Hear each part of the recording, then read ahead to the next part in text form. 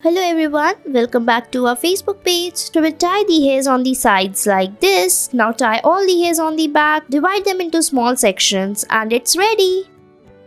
Next, tie the ribbon like this. Now fix it on the hairs on the top. Tie it on the sides by making the plaits like this. Fix it very carefully. Follow the same step for the other side as well. After we are done with the fixing, we will fold the hairs, take it like this and then join it in the front. Now divide the hairs, make the plaits, fix it, make a bow on the sides and it's ready.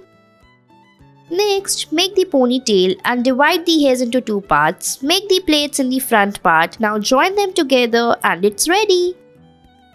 Next, we will tie the hairs on the top, divided by making the plaits. Now join the hairs in the sides like this and it's ready. Next, we will tie the hairs on the front and the sides like this. Now make the plaits and join all of them together one by one. Follow the same step for the other side as well. After that, we will tie the hairs in the sides. Fix it properly, divide the hairs into two parts, join them like this and your hairstyle will be ready. I hope you liked it.